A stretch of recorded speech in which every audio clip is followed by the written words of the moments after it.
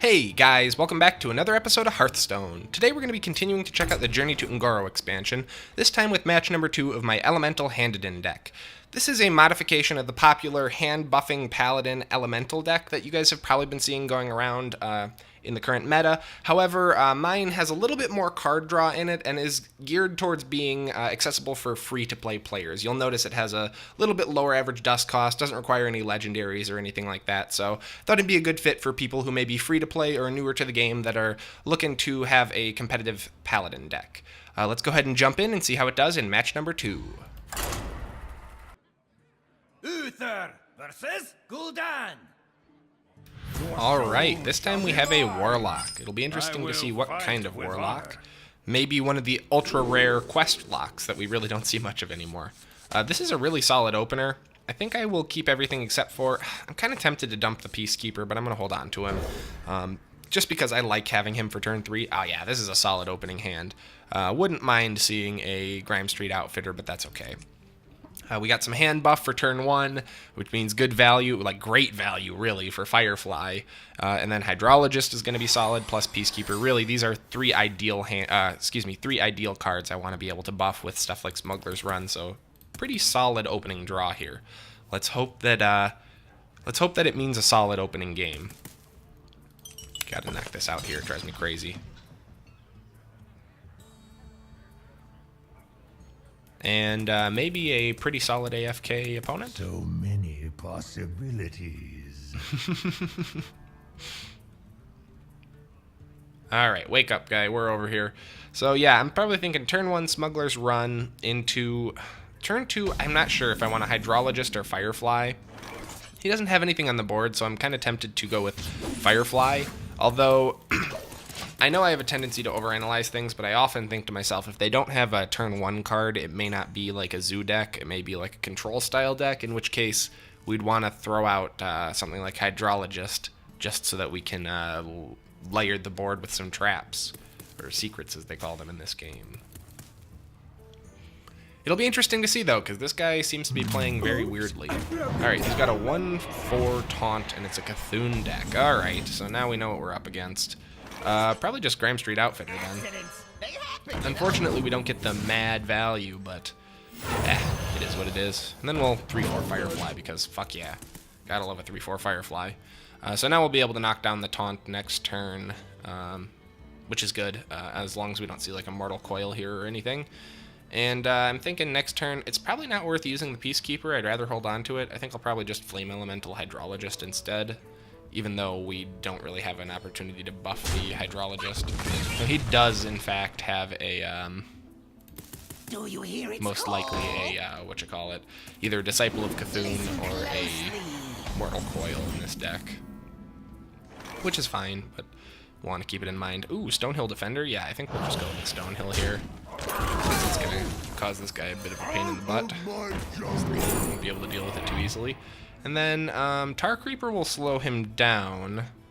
Hired Gun has Taunt. I like Tar Creeper. I already run Tar Creepers. It's a solid, solid card for annoying people. Especially someone like a Warlock who doesn't have a ton of really easy ways to just destroy minions. I mean, Warlocks do, but they're not played that often. Hey, he had to drain life. Wow, okay, so we're, he's running Drain Life and Mortal Coil. Interesting. We're playing against maybe a newer Warlock player, I feel like. Also, he didn't attack my taunt for some reason. Okay, good to know. So, I think we'll just Aldar Peacekeeper this thing, and then Flame Elemental, since I'm not too concerned about my own defenses at the moment. Plus, we have a 5/5 Aldar Peacekeeper, which is great. And then we'll just bop him in the face, because I'm going to use the Aldor to take out the Twilight Elder. It kind of sucks that we're letting it just sit there buffing his Cthulhu, but I'm hoping that we won't see a Cthulhu this game. I'm hoping the game will be over before then, but we shall see if it actually shakes out that way. I think also... ideally, what I'd like to see is maybe like a 12-year Stone Shaper or something that we can capitalize on for just a little bit more defense. Wow, he runs a lot of spells. Well, there goes our Aldar Peacekeeper, but I'll be honest, I'm not really sweating it that much. He's just throwing a lot of stuff at the wall. Yeah. And let's see what kind of a secret we can get here. Noble Sacrifice is pretty good. Repentance is solid. I'd love to Repentance his Cthulhu. Should we... But if he plays Cthulhu, we're probably in trouble anyways, so maybe it'd be better just to do like an eye for an eye. I'm gonna go with Repentance and hold on to it. We'll see if we can have a hilarious Cthulhu ending. This thing is becoming an increasing pain in my ass. It is just gonna buff his Cthulhu for this whole game. If he can't take out my Hydrologist next turn, I am fucking removing that bitch. I do not like it just sitting there, powering up. Oh, for fuck's sake. What is his Cthulhu now? Like a 12-12? Yeah, it's about to be a 12-12. God damn it. Or, you know, a 15-15, whatever. 14-14, whatever. No big. It's not like his deck is built around it. Fuck. Okay, well, we got a Consecration, which is good. I'd like to be able to combo it with Inequality, but we have no such luck. But we do have a 12-year Stone Shaper, and we've already played an Elemental, so it's kind of tempting to do that. Really, that makes more sense, I think, because he's not going to be able to knock down our defenses anyways, and this gives us a little bit more attacking power. So let's go ahead and drop this guy. We'll bop his eternally buffing asshole here.